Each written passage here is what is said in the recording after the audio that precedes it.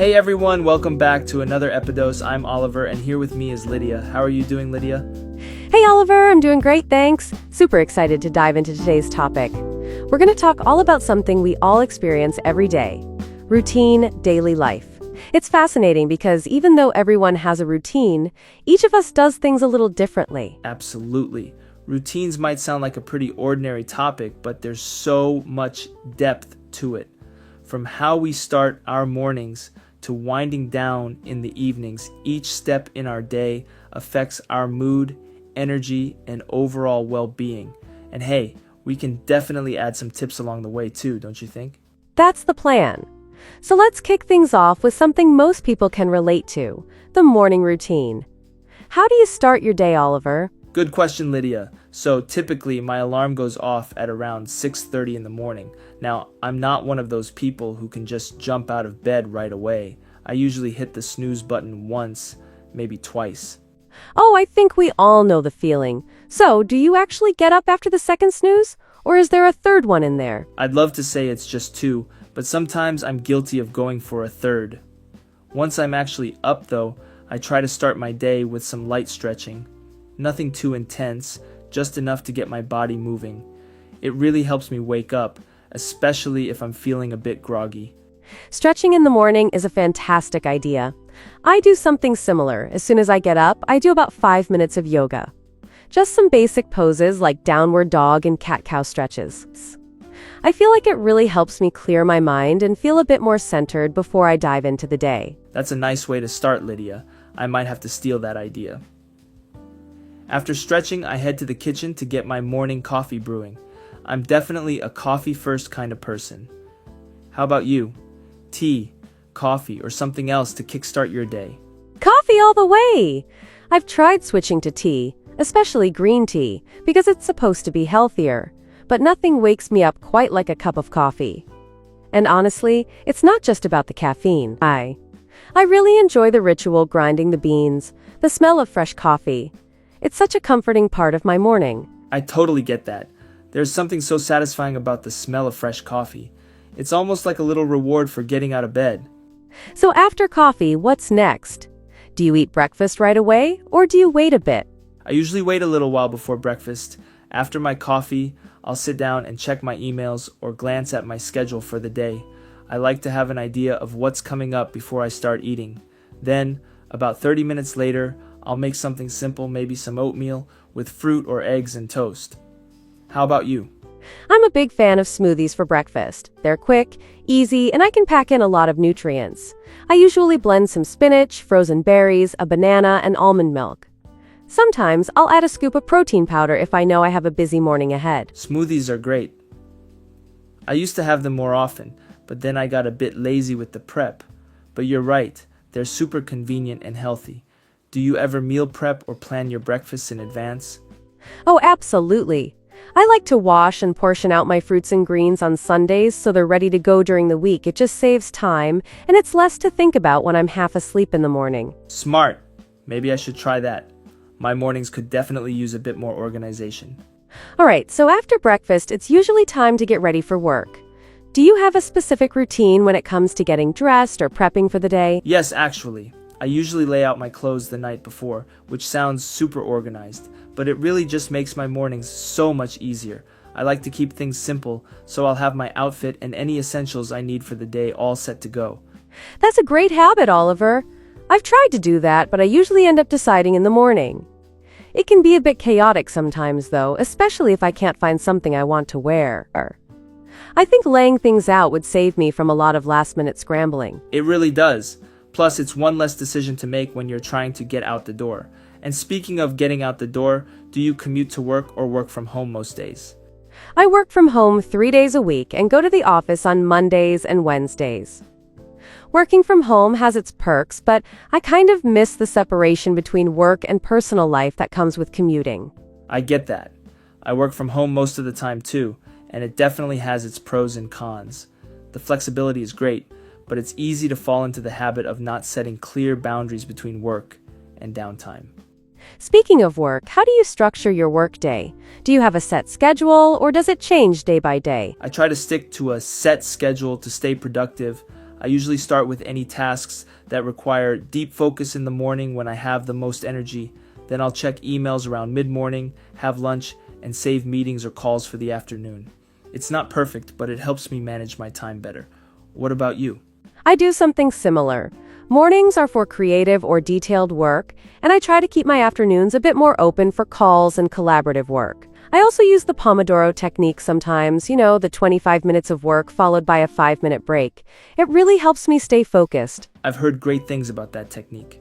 I'll have to try it. Do you find it easy to stay on track, or do you get distracted sometimes? Oh, distractions are definitely a thing, especially when I'm working from home. There's always laundry to do, or something I could tidy up. Sometimes I have to really discipline myself not to get sidetracked. Tell me about it.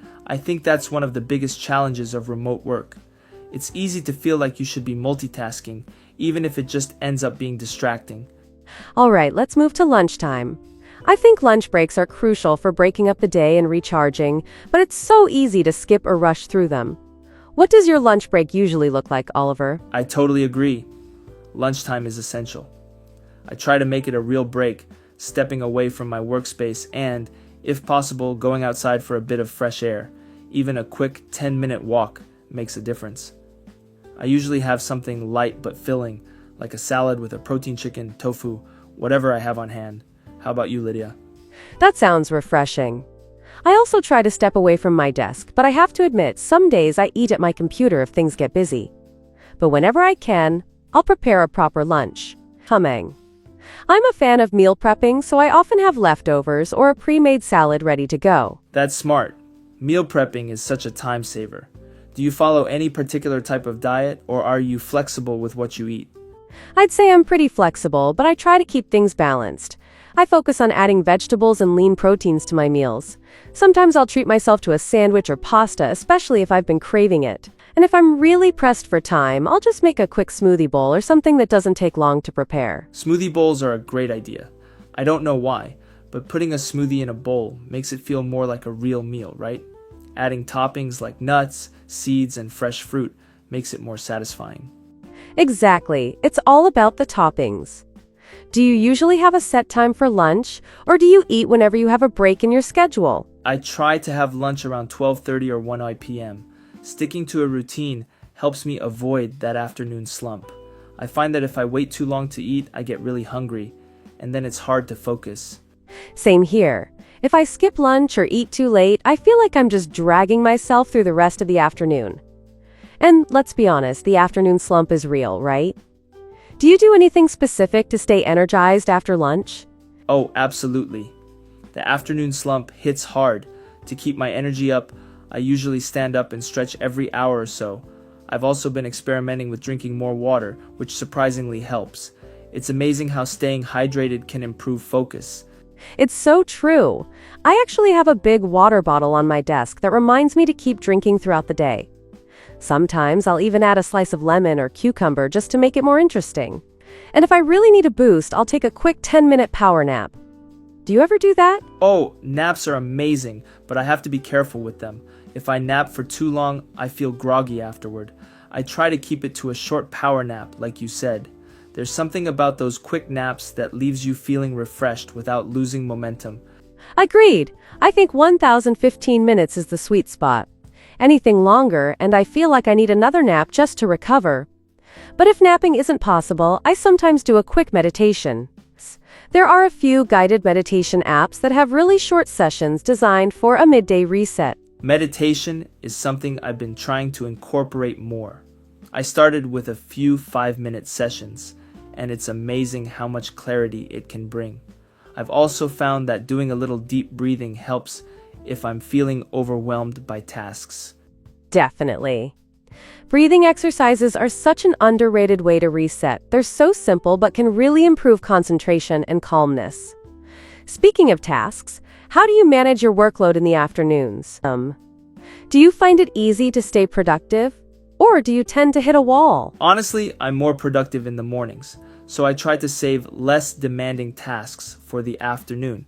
I'll check emails, respond to messages, and tackle anything administrative after lunch. It's more about maintaining momentum rather than trying to accomplish big tasks at that time. What's your approach? I think that's a good strategy. I do something similar. In the afternoons, I focus on collaborative work, like team calls or meetings, and then wrap up with smaller tasks. I try not to leave anything too intense for the end of the day, because I know my focus won't be as sharp. It's all about managing your energy levels throughout the day. Exactly, and once work is done, it's time to unwind. How do you transition from work mode to relaxation mode, Lydia? I like to take a few minutes to tidy up my workspace, especially when I'm working from home. It might sound small, but putting away my laptop and organizing my desk makes me feel like I'm closing the book on my workday. And I'll usually go for a walk or do a quick workout to switch gears. That's a great habit. It's like creating a boundary between work and personal time. For me, I like to change into some comfortable clothes right after work and then make a cup of tea. It's a small thing, but it signals to my brain that the workday is over. And I'll usually read a bit or watch a show to relax. I love that. Changing into comfortable clothes makes such a difference. And tea is a great way to wind down. Do you have a go-to flavor? I'm a big fan of chamomile or mint. They're both really calming, especially in the evenings. How about you? Any post-work routines that help you relax? Yes, I'm all about self-care in the evenings. I'll do a skincare routine, maybe light a candle, and just take a few moments to pamper myself. It's like my way of unwinding and showing myself some kindness at the end of the day. That sounds so relaxing. Taking time for yourself is important, especially after a long day. I think it's easy to overlook those small acts of self-care, but they really add up. Absolutely. Even something simple like a face mask or a warm shower can make a huge difference. And if I have the time, I'll sometimes read a book or listen to a podcast. It's nice to unwind without screens occasionally. I agree. There's something so calming about reading or listening to a podcast. It's a nice change from staring at screens all day. Speaking of screens, do you have any rules for winding down from your phone or computer before bed? I do, actually. I try to avoid screens at least an hour before bedtime. Instead, I'll read or journal to wind down. Blue light from screens can mess with our sleep cycles, so I've made a habit of disconnecting before bed. Do you do something similar? Yes. I use blue light filters on my devices, but I still try to put my phone away an hour before bed. I'll usually do some light stretches or listen to calming music. I've found that it really helps me sleep better. That sounds nice. I think having a routine like that signals to your body that it's time to rest. And, honestly, the quality of sleep improves so much when you're intentional about unwinding. Definitely. I also try to stick to the same bedtime every night. It's helped me feel more rested. I used to stay up late watching shows or scrolling on my phone, but I feel so much better now that I have a set time. Same here. Having a regular sleep schedule makes such a difference. It's easy to underestimate the importance of sleep, but it affects everything: mood, energy, even productivity. That brings me to another point: social routines. Do you have a set routine for spending time with friends or family, especially on weekends? Oh, absolutely. I make it a point to meet friends at least once a week, usually on Saturdays. It's great for catching up and having some fun outside of work. Sometimes we'll go for brunch or just a casual dinner. How about you? I do something similar. Saturdays are usually my social day too. I like spending time with friends, whether it's going out or having a movie night. It's refreshing and keeps me balanced. Exactly, it's all about balance. And I think those social routines are just as important as any other part of the week. They recharge us in a different way. Totally. Having that time to connect with friends or family really helps recharge us in a different way. It's easy to get caught up in work, but those social interactions remind us that life isn't just about tasks and schedules. Do you usually plan your weekends, or do you prefer to keep things spontaneous? I like a bit of both. I'll usually make one or two plans, like meeting friends or doing something fun on Saturday, but I also keep Sundays a bit more open. I try to have at least one day to relax, maybe do some self-care, or just go with the flow. How about you? I'm the same way. I think it's important to have some unstructured time to decompress. Sundays are usually my relaxation day too. I'll do things like laundry, meal prep for the week, or just relax with a good book. It's like pressing the reset button before the new week starts. Absolutely, Sundays are all about that reset. And I feel like having that downtime makes me much more prepared and motivated for the week ahead. Do you have any specific routines or rituals you follow on Sundays? Definitely. My Sunday routine is almost sacred at this point. I usually start with a leisurely breakfast, something special like pancakes or a big omelet. Then I'll spend some time cleaning up around the house just so everything feels fresh. After that, it's time for meal prepping. It's pretty basic stuff, but it makes me feel so ready for Monday. That sounds perfect. I think there's something really satisfying about preparing for the week. For me, it's a combination of self-care and practical things, like setting goals, writing out my schedule, and sometimes even choosing my outfits for the week. I love that sense of order and calm. Yes, exactly. It's like setting yourself up for success. And speaking of self-care, I also try to squeeze in a workout or a long walk on Sundays. It's my way of clearing my mind and staying active without the pressure of a structured exercise routine. Do you work out regularly? I do. I try to stay active throughout the week with shorter workouts, but Sundays are my feel-good workout day. I'll either do yoga or go for a long walk. It's less about burning calories and more about moving in a way that feels good. I love that. I think movement should be something enjoyable, not just something on a checklist. That's why I started incorporating more activities I genuinely like hiking or swimming whenever I can. It makes staying active feel less like a chore. Exactly. I think when we find activities we actually enjoy, it's easier to stay consistent. Plus, it adds a bit of excitement to the routine. Speaking of excitement, I think there's always this fine line between having a routine and keeping things a bit spontaneous. Do you ever feel like routines can get too repetitive, or do you thrive with structure? Oh, definitely. I think routines are important, but I try to keep some flexibility. For example, if I feel like changing up my workout or going out for dinner on a weekday, I won't hesitate. I think adding those spontaneous moments helps keep life interesting. How about you? I totally agree. I think routines provide a solid foundation, but life would feel a bit monotonous without some variation. I try to add little things here and there, like exploring a new coffee shop or trying a new recipe for dinner. It keeps things fresh without completely overhauling my routine. Exactly. Even small changes can make a big difference. Like, I'll rearrange my furniture occasionally, or try a new hobby. Recently, I started experimenting with painting, and it's been a nice way to unwind without any pressure to get it right. That's awesome. I think hobbies are such a great way to add some color to our routines. I've been getting into cooking different cuisines lately. It's been a lot of fun experimenting in the kitchen. Some dishes turn out great, and some, well, let's just say they're learning experiences. I know that feeling, but it's all part of the fun, right? Trying new things and not taking it too seriously. I think those moments keep us balanced. Absolutely. It's like even though we have a routine, these small, spontaneous moments are what make each day unique. They add a bit of flair and prevent everything from blending together. So true. And I think that's why routines are so important. They give us a foundation, but they're flexible enough to allow for those unexpected, joyful moments. It's kind of amazing how something as simple as a daily routine can impact our lives so much. It really is. Routines keep us grounded, but they're also adaptable. They provide structure, yet they're personal and can evolve with us. It's like having a plan, but also the freedom to adjust it based on our needs. Exactly. And I think the more we understand our routines, the more we understand ourselves. It's almost like they reflect our priorities, our values, and what makes us feel balanced and happy. That's a great way to put it, Lydia. I feel like routines are like a blueprint for the life we want to create. They give us the space to grow, recharge, and stay aligned with our goals. Totally. And even though routines can be a bit mundane, they actually help us thrive in the long run.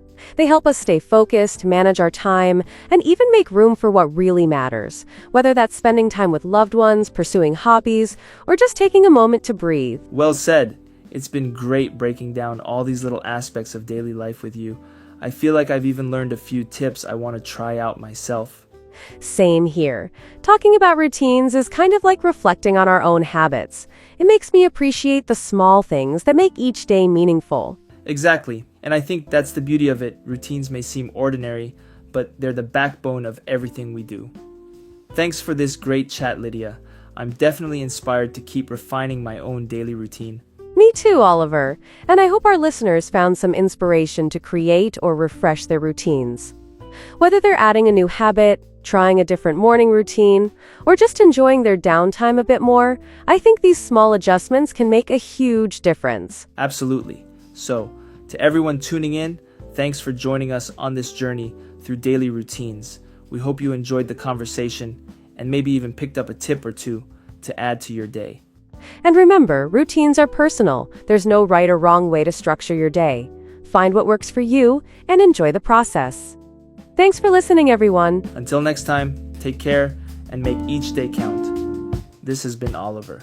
And Lydia, signing off from Speak English Podcast. See you in the next episode.